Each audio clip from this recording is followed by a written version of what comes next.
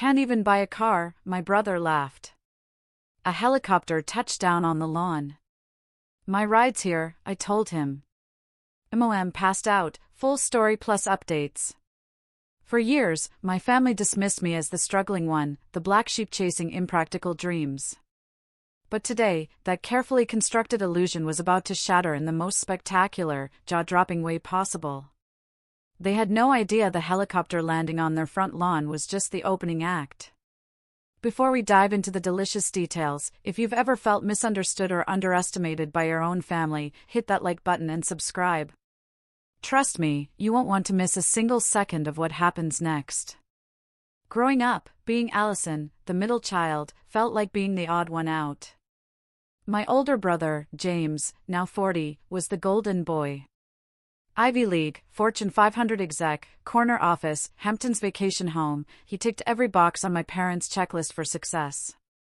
Then there was my younger sister, Stephanie, 28, who chose a different path to the top, marrying into a regional banking fortune. Her wedding was magazine perfect, her life filled with charity galas and country club memberships, everything my parents had ever dreamed for her. And then there was me. I was always the questioner, the seeker.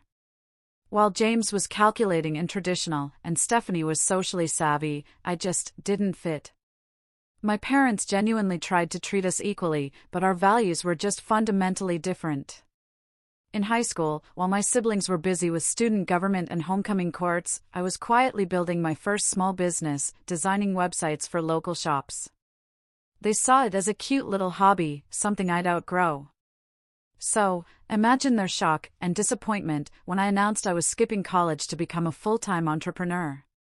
You will regret this decision for the rest of your life, my father had declared, refusing to even look at me across the dinner table. That was 10 years ago. 10 years ago, I packed a bag, grabbed $200, and left our small hometown of Cedar Springs, fueled by a burning need to prove him wrong. My family fully expected me to be back within 6 months, humbled and ready to embrace their version of success. But I never came back. So, they crafted their own narrative. I was struggling, too proud to admit it, my businesses had failed, I was barely scraping by in some tiny city apartment. Oh, if only they knew. My journey was challenging. I failed. Multiple times. Nearly went bankrupt twice. But then, my tech security company hit gold with a patent that revolutionized data protection. 3 grueling years of 18-hour days and ramen noodle dinners later, that company was valued at over $50 million. 6 months ago, a larger tech firm acquired us, and just like that, I was wealthy beyond anything I'd ever dared to dream. But I told them nothing. Every holiday call, every rare visit home, I just quietly listened to their assumptions about my struggling artist life.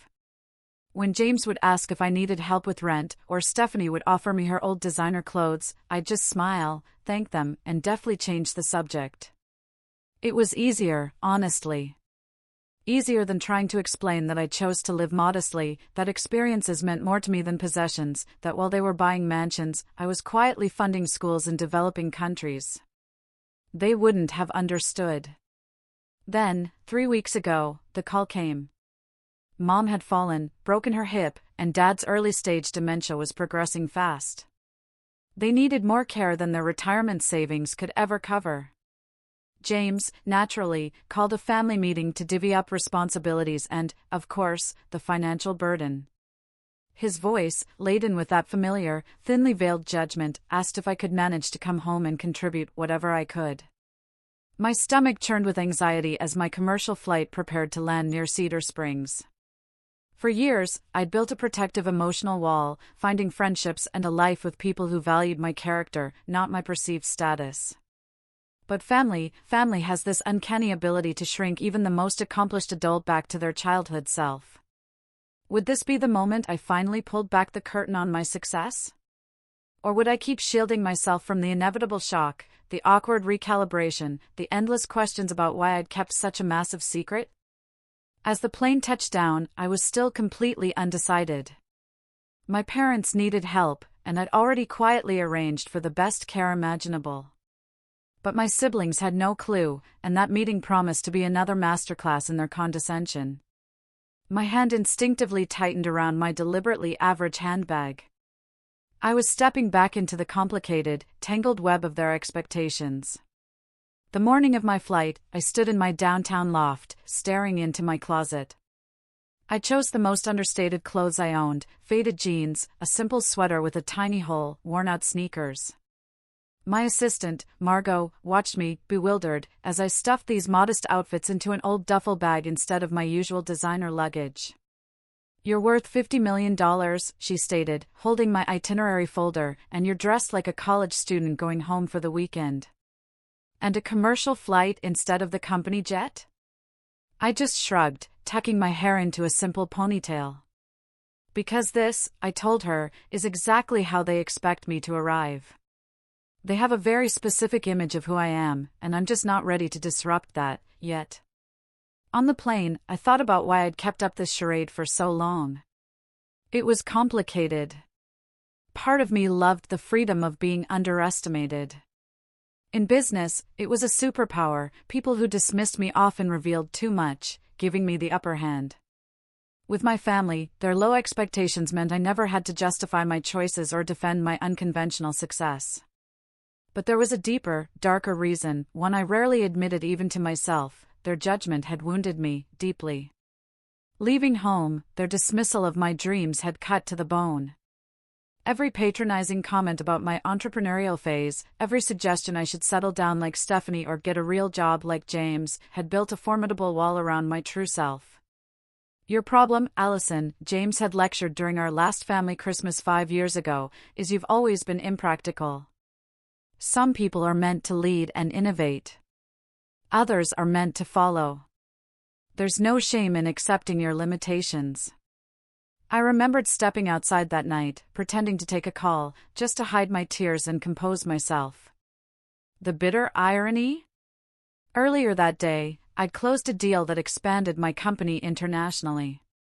My team had celebrated with champagne, and I'd flown home to be treated like the family disappointment. The taxi pulled through Cedar Springs, past the familiar hardware store, the ice cream shop of childhood celebrations, the park where I first dreamed of building my own business. Everything seemed smaller, preserved in amber, while my world had exploded beyond recognition.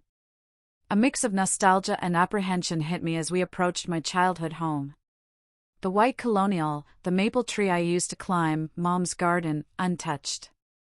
For a fleeting moment, I was 10 again, seeking approval I rarely felt I fully received. I paid the driver, took a deep breath, and walked up the familiar path. Before I could even knock, the door swung open.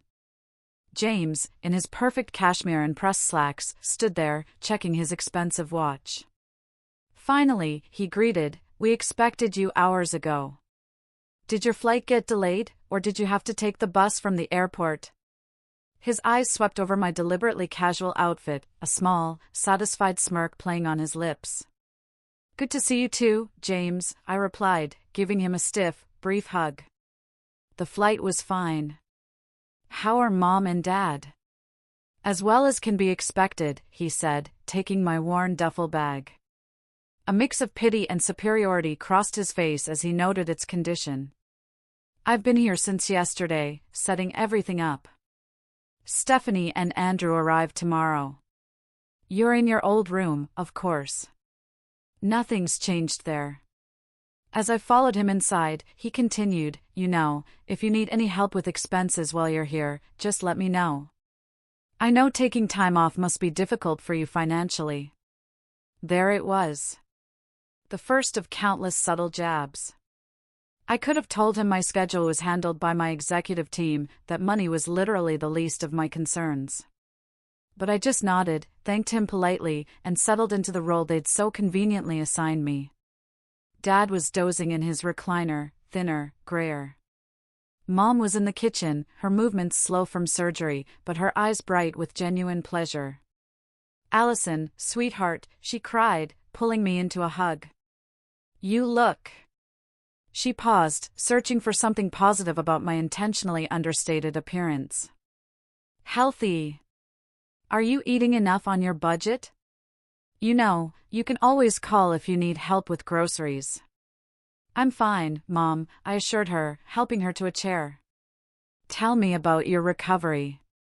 We talked, but James hovered, interjecting with medical jargon and research treatment options. His binder of care facilities was impressive, but it reeked of his assumption that he would make all the decisions, with minimal input from me, the struggling middle child who could barely contribute. We'll go through everything in detail at the meeting tomorrow, he declared, closing the binder. But I wanted you to have time to process the realities. Quality care isn't inexpensive. That emphasis on cost was for me, a clear reminder of my perceived limitations.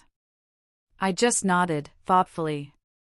My offshore account, of course, already held more than enough to cover their care for the rest of their lives, with plenty to spare.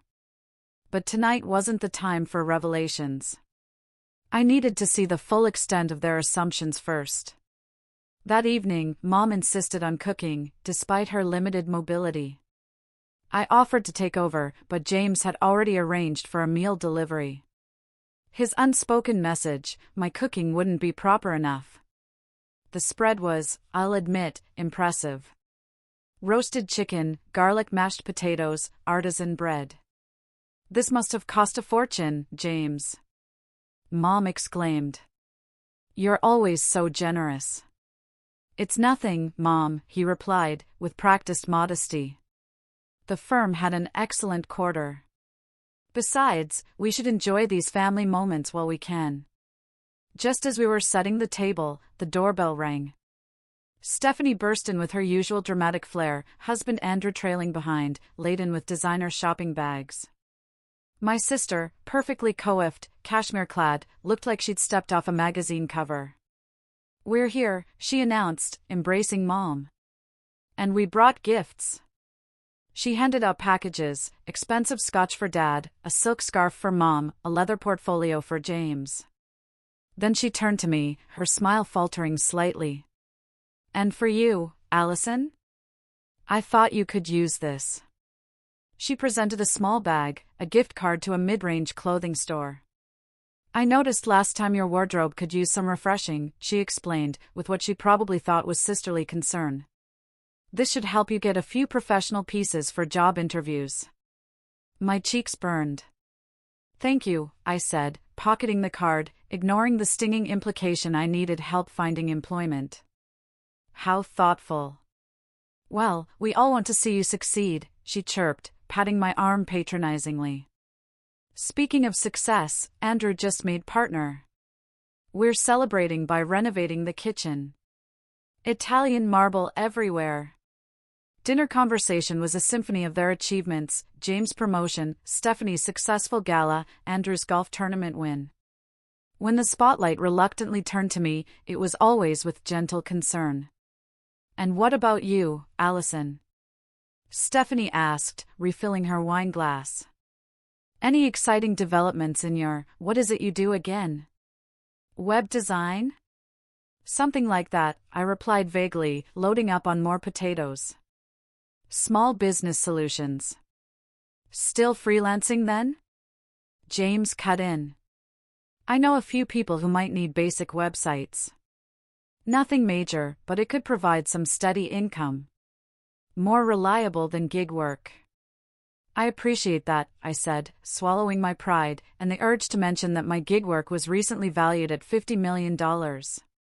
By the way, if you're still with me on this wild ride, and you're enjoying seeing these family dynamics play out, make sure to hit that subscribe button. More unbelievable stories and moments of truth are coming your way. Dad, mostly quiet, suddenly focused on me. Are you still in that tiny apartment? The one with the noisy neighbors? That apartment was 5 years and 3 residences ago. I now owned a penthouse overlooking a city park, but they didn't need to know that. Yet. I have a comfortable place, I answered truthfully. Well, comfort is relative, Stephanie laughed. Remember when Allison thought success meant buying name-brand cereal instead of generic? As everyone chuckled at my apparent simplicity, the conversation inevitably shifted back to the real reason I was there, Mom and Dad's care needs. The reality is, James began, slipping into full executive presentation mode, Mom and Dad need more support than Medicare will cover. Their savings are substantial, but not infinite, especially for the quality of care they deserve. We've been looking at options, Stephanie added. There's a wonderful assisted living community near us, very exclusive, but we know the director. Top-notch medical amenities, Andrew chimed in, and a perfect social environment. I couldn't help but notice how they seamlessly used we, glancing my way with expressions that clearly excluded me from that collective decision-making. The message was loud and clear, they were the successful ones.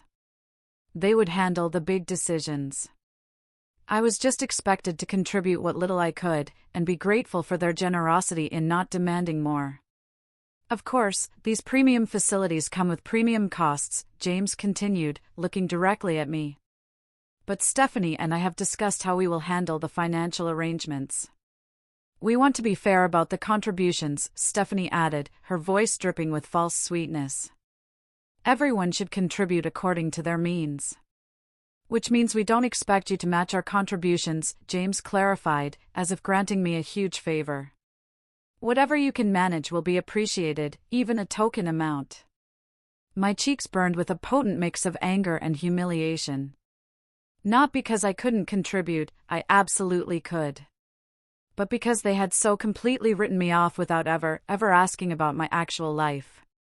10 years of assumptions and judgments had forged a narrative about me, one they clung to as absolute truth.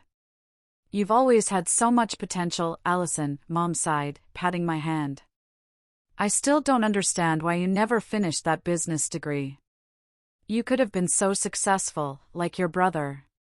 Different paths work for different people, Mom, I replied, my voice dangerously calm. Not everyone measures success the same way. True, James nodded, that condescending smirk returning. But some measures are more tangible than others. Security. Stability. The ability to care for family. These are universal indicators that one's choices have been sound. The subtle digs kept coming throughout dinner. I maintained my composure, but internally, a storm was brewing. Part of me yearned to unleash the truth, right there, to see their faces when they realized how profoundly wrong they'd been. But another part hesitated, wanting to grasp the full, arrogant extent of their assumptions before forever changing our family dynamic. By the time dessert arrived, my decision was made. Tomorrow's family meeting. That would be the moment of truth. They were about to discover that their struggling middle child was not just successful, but wildly, unimaginably so, just not in the perfectly prescribed ways they expected. The next morning, the official family meeting started promptly at 9 a.m. in my parents' living room. James, naturally, had his laptop and a portable projector, ready to unleash his meticulously prepared PowerPoint, parental care options and financial considerations. Stephanie and Andrew sat primly on the love seat, in their matching business casual. My parents were in their usual chairs. I, the family afterthought, took the wobbly ottoman in the corner, the least comfortable seat, a perfect fit for my assigned role. I've compiled comprehensive research on the top care options in the region, James began, clicking through slides of impossibly luxurious facilities with manicured grounds and elegant interiors. Each one was more extravagant than the last, with price tags to match. He rattled off amenities, gourmet dining, cultural excursions, specialized memory care for Dad. His preferred option, clearly, was a new continuing care community, complete with separate apartments and even a small golf course. This would allow Mom and Dad to maintain their autonomy while having immediate access to medical support, he explained. They'd have a 2-bedroom unit with a small garden terrace. It looks wonderful, Mom murmured, but I saw the concern in her eyes as Dad struggled to keep up. Of course, James continued, switching to a slide detailing the astronomical monthly expenses. Premium care comes with premium costs. The bottom line number made Mom gasp softly. This represents the gap between their retirement income and the actual costs, he stated. This is what we as a family need to address. Andrew, ever the finance professional, leaned forward. We've calculated how to distribute this responsibility equitably. Stephanie and I can cover 40%, and I can manage 45% through my bonus structure and investments. James chimed in, that leaves 15%, which is approximately $1,200 monthly. All eyes turned to me.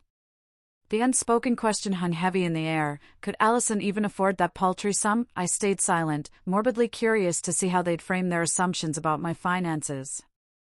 Stephanie cleared her throat delicately. Allison, we know your situation is different. If that amount is prohibitive, perhaps you could contribute in other ways. Maybe visit more often to provide personal care instead? We don't want to create hardship, James added, his tone dripping with the condescension he reserved just for me. Perhaps $500 monthly would be more manageable for your budget? Stephanie and I could adjust our contributions to cover the difference. How generous of you, I murmured, quietly. They'd already decided what I could and couldn't afford, without ever bothering to ask. We just want what's best for Mom and Dad, Stephanie said, a hint of defensiveness creeping into her voice. Those of us who can contribute more, should. Of course, James clarified, we don't expect you to match our contributions. Whatever you can manage will be appreciated, even a token amount. My cheeks burned with a potent mix of anger and humiliation. Not because I couldn't contribute, I absolutely could. But because they had so completely written me off without ever asking about my actual life. 10 years of assumptions had built this false narrative, a story they clung to as absolute truth. You've always had so much potential, Allison, Mom sighed, patting my hand. I still don't understand why you never finished that business degree. You could have been so successful, like your brother. Different paths work for different people, Mom, I replied, my voice dangerously calm. Not everyone measures success the same way. True, James nodded, that condescending smirk returning. But some measures are more tangible than others. Security. Stability. The ability to care for family. These are universal indicators that one's choices have been sound. Then Dad, who had been quiet, suddenly looked at me, his eyes surprisingly clear. Do you even have a steady job now, Allison? Last we talked, you were between projects. Before I could answer, James jumped in. I've actually been meaning to discuss that. My company has an entry-level marketing position opening up. The salary would be modest by our standards, but for someone in Allison's position, it would provide stability and benefits. I could put in a word. That's so thoughtful. Stephanie beamed. A real job with a real company would make such a difference for you, Allison. The sheer, suffocating weight of their condescension was becoming unbearable. Their narrative of my failure was so complete, so ingrained, they couldn't even conceive that I might have built something truly spectacular on my own terms.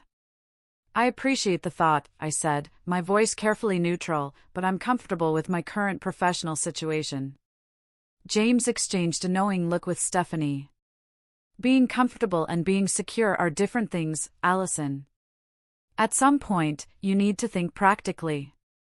You can't couch surf and do freelance work forever. Couch surf? I repeated, genuinely taken aback. You mentioned having roommates last time we spoke, Stephanie explained. And you never invite any of us to visit, which suggests your living situation might be temporary. I had never mentioned roommates. I'd mentioned a house manager and personal assistant who sometimes stayed at my place. Hardly the same. And I never invited them because their judgment always sucked the joy out of any visit. I don't couch surf, I stated firmly. I have a stable living situation.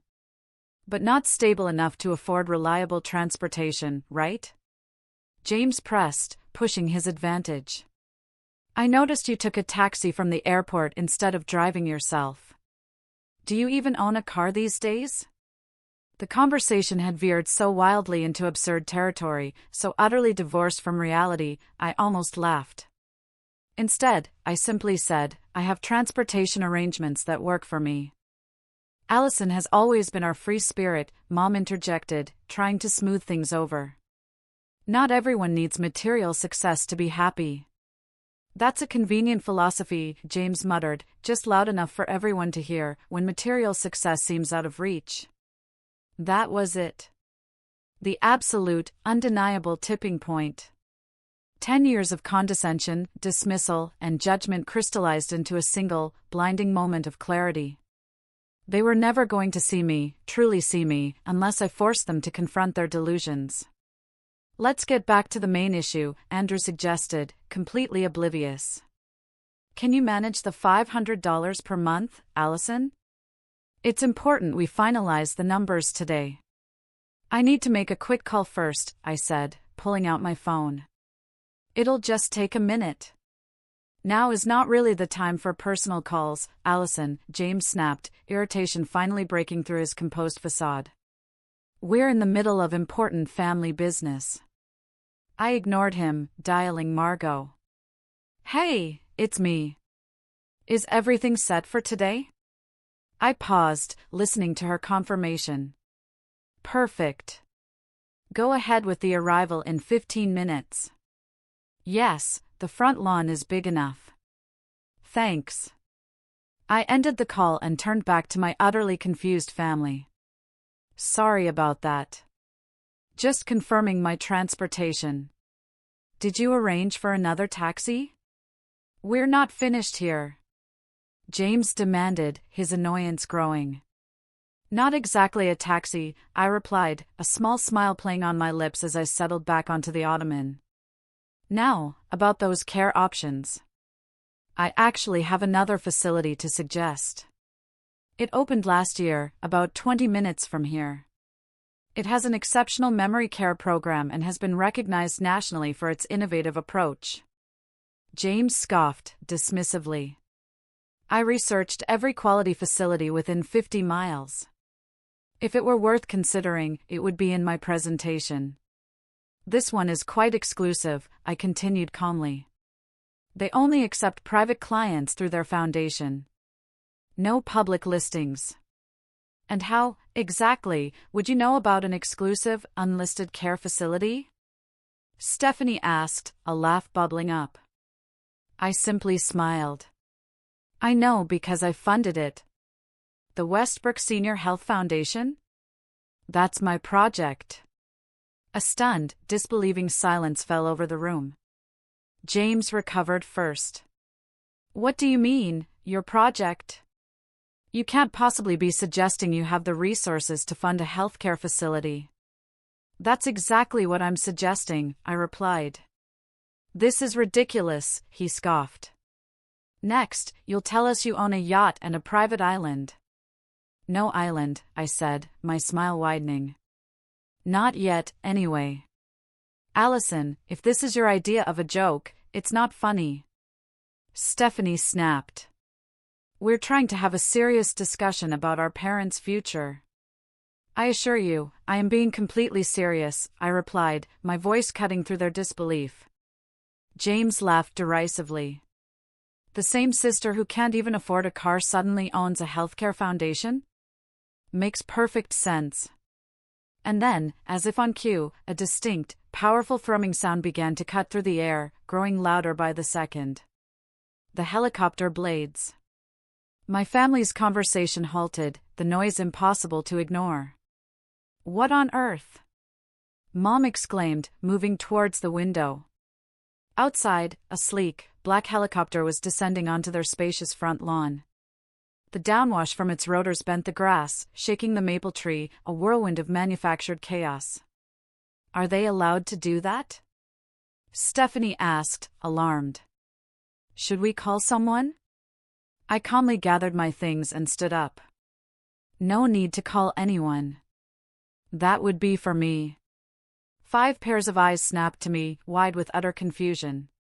What do you mean, for you? James demanded, his voice strained. What is going on, Allison? I walked to the door, turned back to face them. I believe your exact words were that I cannot even afford a car, I said evenly. You were right. I don't own a car. I opened the door just as the helicopter settled onto the lawn, its engines beginning to idle. The pilot, in his crisp uniform, gave me a wave of recognition. "My ride is here," I announced, simply.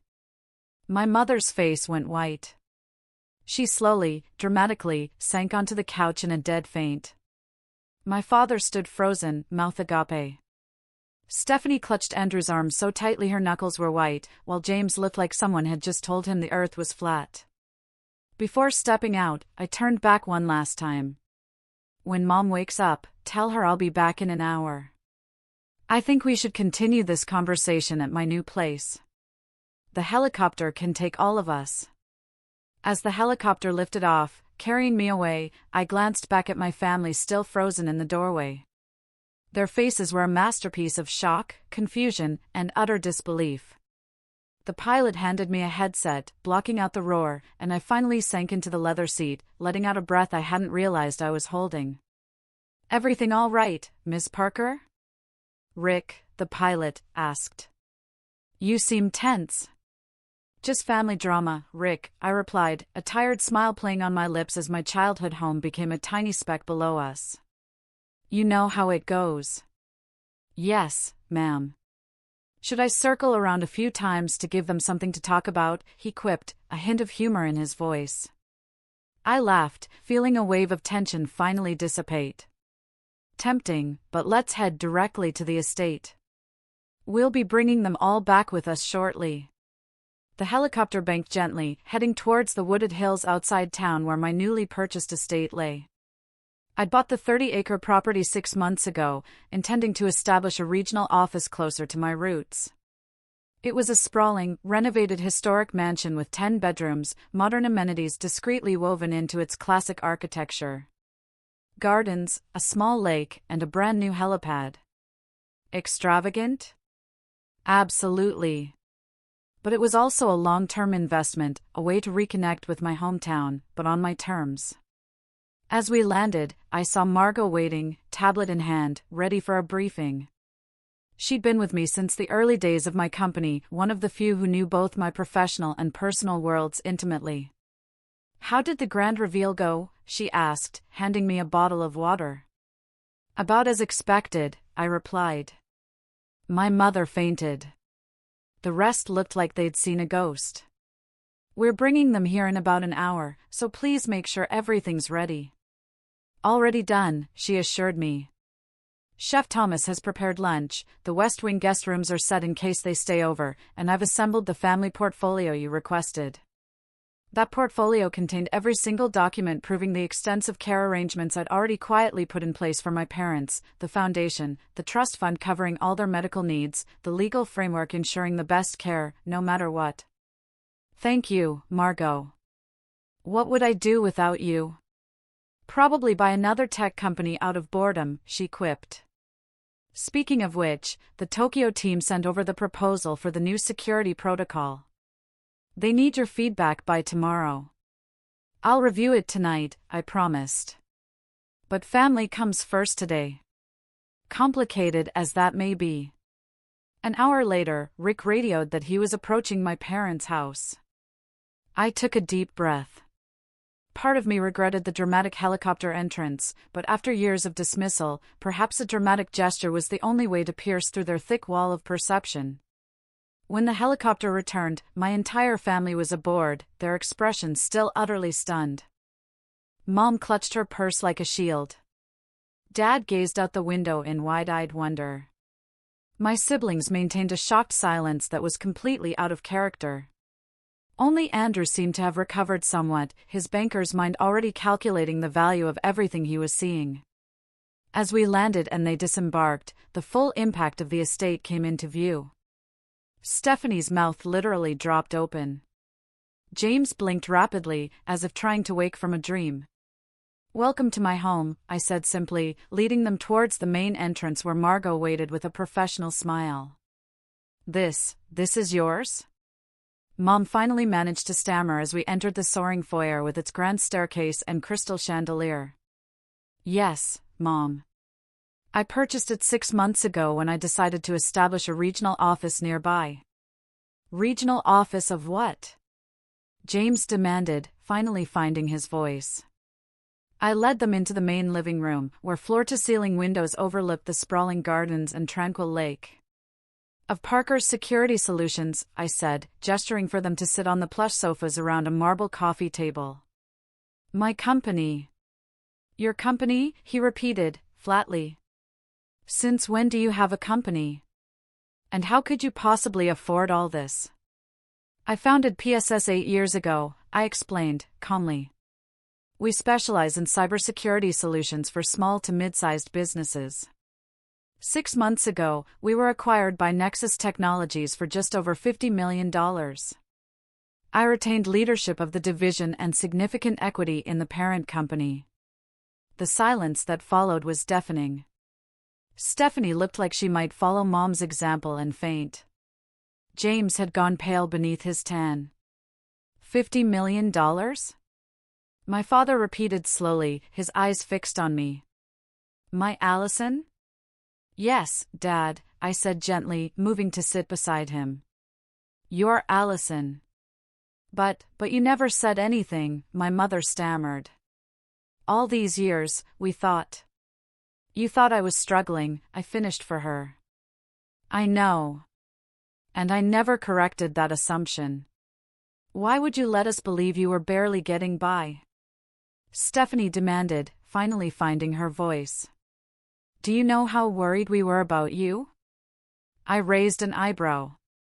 Were you worried, Stephanie, or was it more comfortable to believe I had failed?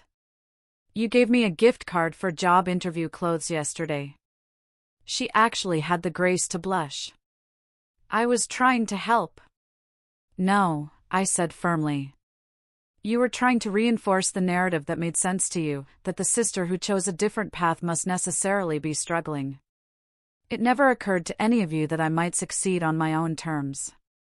You could have told us, James said, a hint of anger mixing with his shock. Instead, you let us make fools of ourselves. I didn't create your assumptions, I replied, evenly.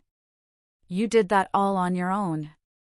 Every time I tried to talk about my work, you changed the subject or dismissed it as that computer thing Allison does. You never asked genuine questions about my business or my life. But the old car, the taxi from the airport. Mom began. Were choices, I finished. I live simply by preference, not necessity.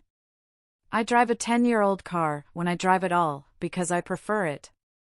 I took a taxi because I flew commercial to maintain my privacy a bit longer.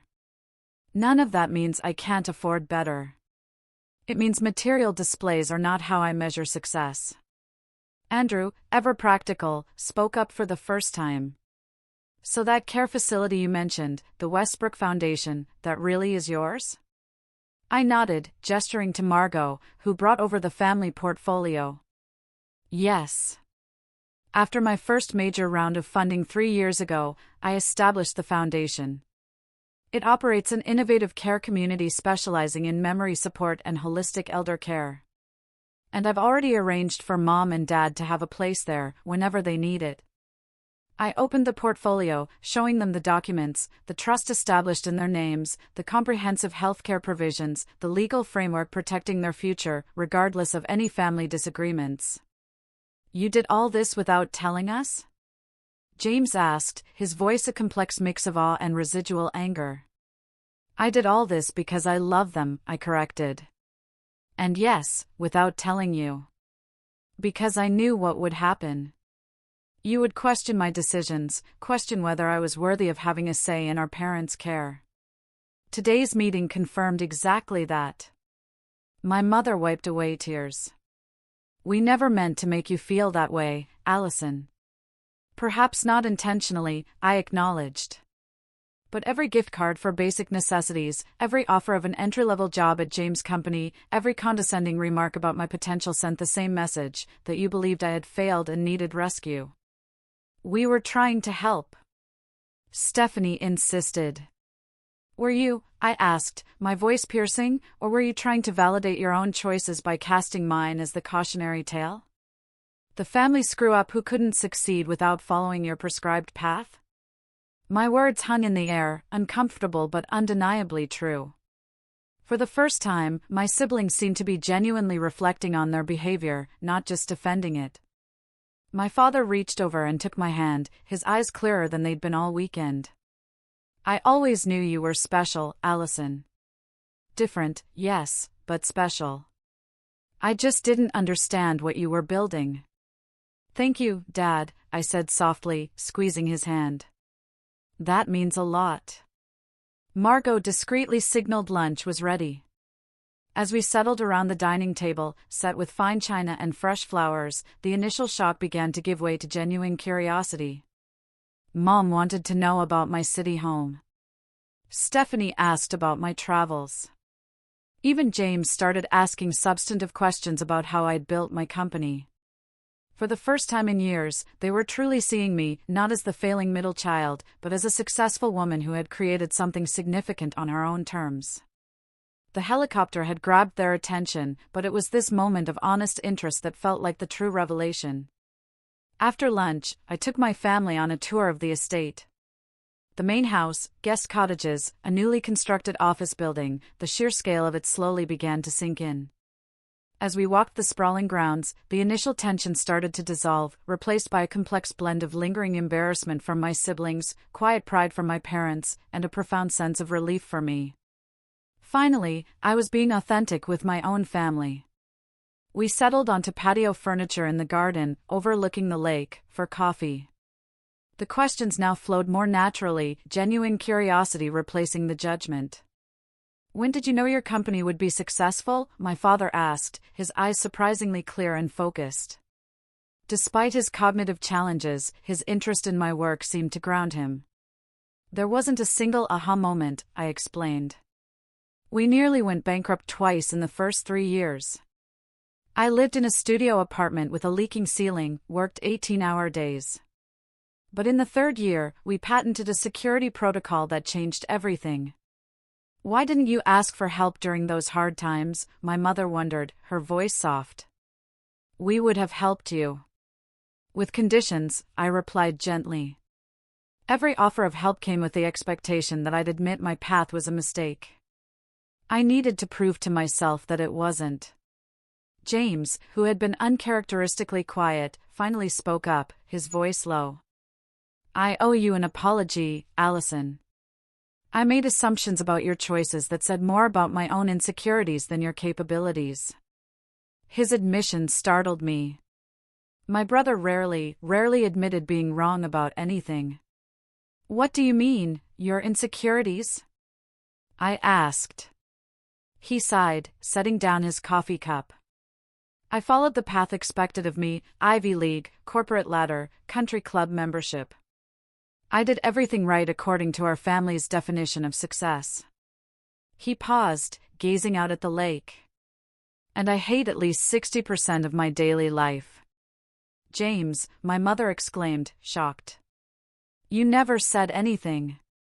Because admitting dissatisfaction would mean admitting I might have chosen wrong, he explained. So when Allison chose a completely different path, I needed her to fail. To validate my choices. Her success, it challenges the entire narrative I built my life around.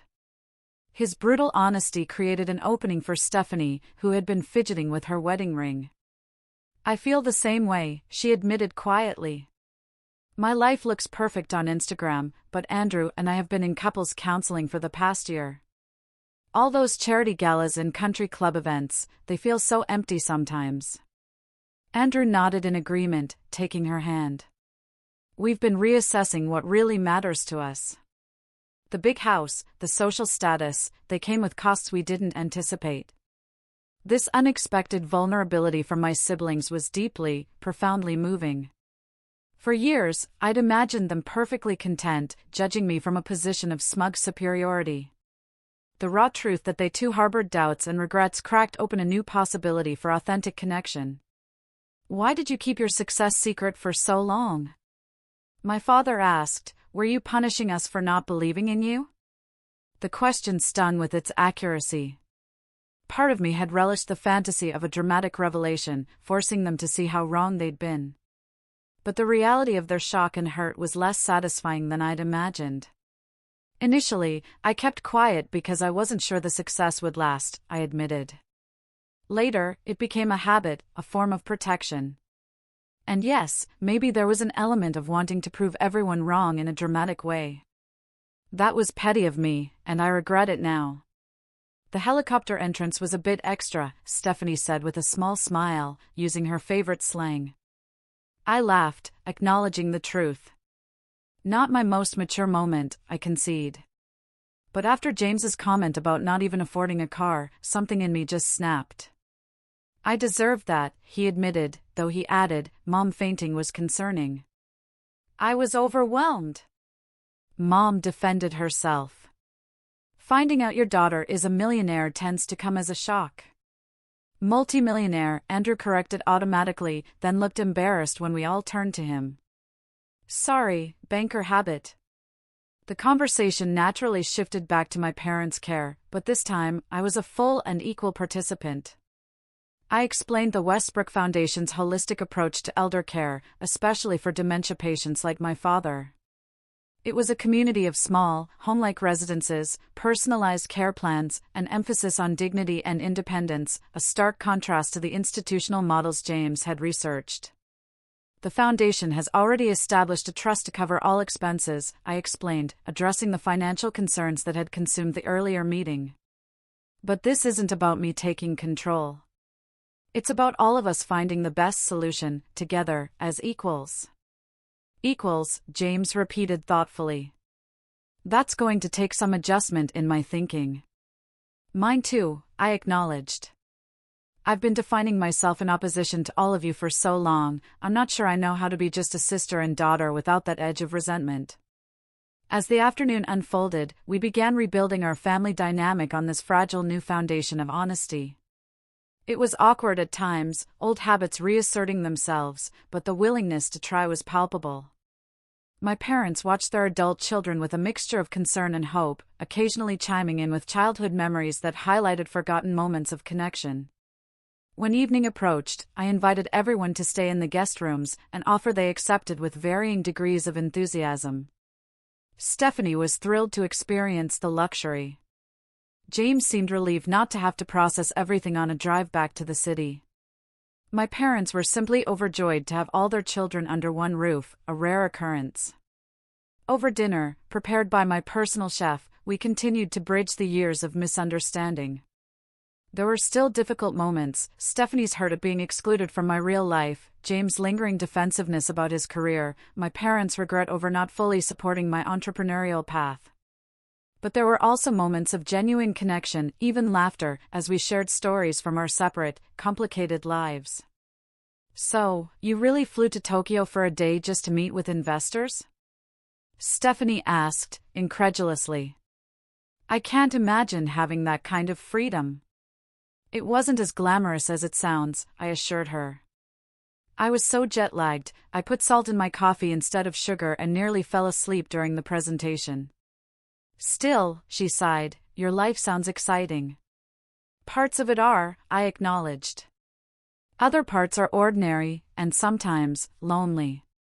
Success creates opportunities, but also isolation. There are trade-offs to every choice.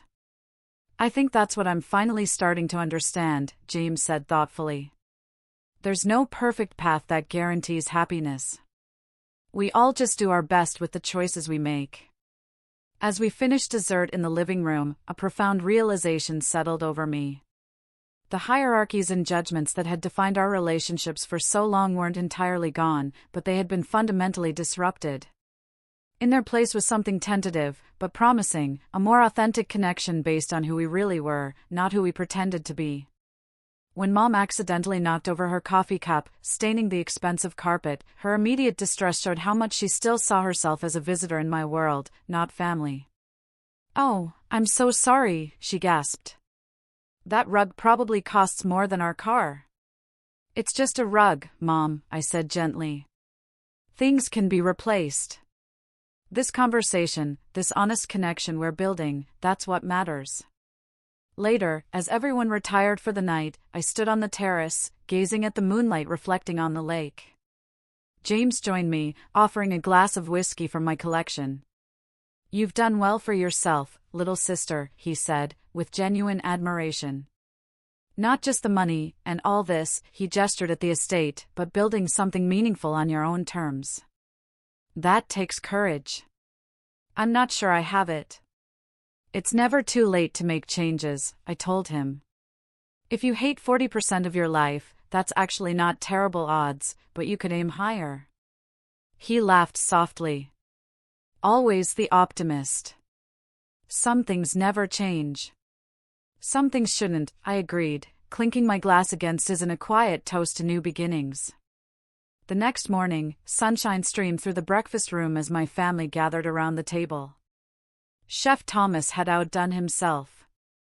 The conversation flowed more naturally, less tension, more genuine interest. I still can't believe you funded an entire care facility, Mom said, adding cream to her coffee. How did you even know what was needed? Research, I explained. After Dad's diagnosis, I dove into learning everything about progressive memory care. The traditional options seemed so institutional. I wanted to create something that preserved dignity and joy, not just safety. That's what impressed me most during yesterday's tour, James admitted. The attention to design details that support memory patients without looking clinical. The residents seemed genuinely happy. That was the goal, I nodded. We interviewed families about their loved ones' life histories, preferences, even small daily rituals. The architecture and programs were built around those human needs, not just efficiency. Would it be possible for me to volunteer there sometimes? Stephanie asked hesitantly. My charity work has felt increasingly superficial lately. This seems like somewhere I could make a real difference. They'd love that, I said, genuinely touched. They have an arts program that could use someone with your eye for design. The conversation shifted to practical matters, the timeline for Mom and Dad's potential move, the legal arrangements, how we'd stay connected. For the first time, we discussed these issues as equal partners, each contributing our strengths to the solution. After breakfast, we gathered in the garden for a family photo, the first in years where the smiles felt genuine, not performed. As we arranged ourselves on the terrace steps, I reflected on how dramatically our family dynamic had changed in just 48 hours.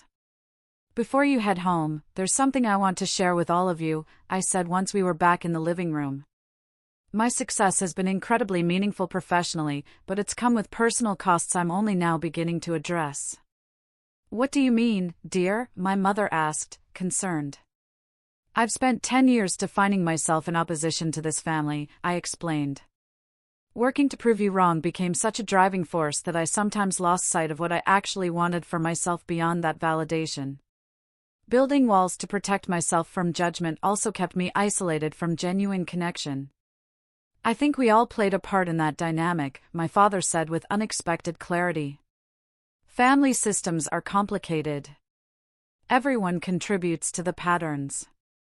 Exactly, I agreed, surprised and touched by his insight. Which is why healing needs to involve all of us. I'm planning to stay in this area part-time now, splitting my time between here and the city. I want us to rebuild our relationships, not based on who we thought each other was, but who we actually are. I would like that very much, my mother said, reaching for my hand. To get to know the real Allison, not just the version we imagined. And I want to know the real versions of all of you too, I added. Not just the roles we fell into over the years. James cleared his throat. Speaking of authentic selves, I've been thinking about making some changes. I've been offered a teaching position at a business school. Less money, but more meaningful work. After seeing what you've built, Allison, I'm inspired to stop doing what's expected and start doing what matters. That sounds perfect for you, I said sincerely. You always were a natural teacher. Stephanie shared her tentative plans for shifting her social energy from status-driven galas to more hands-on community work, while Andrew mentioned his interest in ethical investment counseling for nonprofits. My parents listened with evident pride as their adult children spoke about aligning their lives more closely with their values. As the weekend drew to a close, and we prepared for everyone's departure, a profound sense of peace settled over me.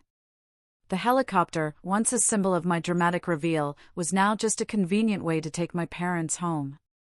No longer a symbol of division, but simply transportation. "Will you come for Sunday dinner next week?" my mother asked, embracing me warmly. "Nothing fancy, just family." "I would love that," I replied. "Just family sounds perfect." After everyone had gone, I walked through the quiet house, reflecting on the whirlwind weekend. The revelation of my success had opened a door to something far more valuable than recognition or vindication, the possibility of authentic connection with the people who had known me longest. True wealth, I realized, wasn't measured in helicopter rides or sprawling estates, but in relationships where you could be fully yourself and still be loved. For years, I'd chased external success, keeping my heart guarded behind walls of secrecy and resentment. The real challenge now was learning to be vulnerable, to risk being truly known by the very people who had once so completely misunderstood me. Sitting on the terrace with my laptop, finally getting to that Tokyo proposal Margot mentioned, I felt lighter than I had in years.